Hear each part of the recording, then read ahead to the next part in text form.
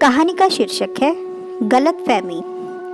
सगाई के बाद मोना के देवर ने जब उसे बताया कि घर में सभी को आप बहुत पसंद है लेकिन माँ को नहीं, माँ का मिजाज भी थोड़ा सख्त है और वे नियमों की पाबंद भी है, तो उसका दिल बैठने लगा। उसकी सास उसके साथ कैसा व्यवहार करेगी, उससे कोई गलती हो गई तो।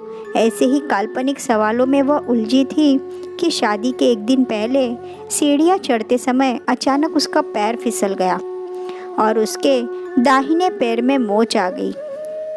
पेन किलर खा लेने से उसके पैर का दर्द तो चला गया, लेकिन डॉक्टर ने उसे कुछ दिनों तक क्रेप बैंडेज बांध कर रखने को कहा, जिसके कारण वह सीधी तरह से चल नहीं पा रही थी। उसी स्थिति में उसका विवाह हो गया और वह ससुराल आ गई। अगले दिन मुंह दिखाई की रस्म थी। सभी रिश्तेदार और परिचित ड्राइंग रूम में बैठे हुए थे। मोना जब अपनी ननंद के साथ ड्राइंग रूम में जा रही थी, तब उसकी चाल देखकर एक रिश्तेदार ने उसकी सास को ताना मारा। लगता है समधिनी ने आपको ठग लिया है। पास में बैठी दूसरी महिला बोली, क्या जी, मोटे दहेज के लालच में लंगड़ी बहू ले आई है? उनकी बातें सुनकर मोना की सास बोली, ना तो हमें दहेज का लालच है और ना ही समधिनी ने हमें ठगा है। कल शाम बहू ने जब घर में कदम रखा था, तभी बिजली चली गई। अंधेरे में वह देख नहीं पाई और टेबल से टकरा गई।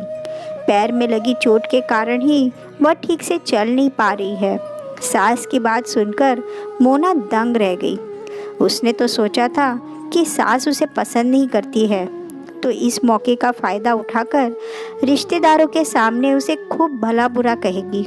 लेकिन उन्होंने तो बड़ी समझदारी से बात को संभाल लिया था। उसे हैरत में देखकर उसकी सास ने बताया कि विवाह के दिन ही सुबह सुबह तुम्हारी माँ ने मुझे फ़ोन करके तुम्हारे बारे में सब बता दिया था। मोना को जिस तरह से उसकी सास ने डिफेंस किया था, वो तो एक माँ ही कर सकती है। सास के लिए मोना के मन में जो गलतफहमी थी, वो अब दूर हो गई और उसी दिन से उसकी सास उसकी माँ बन गई।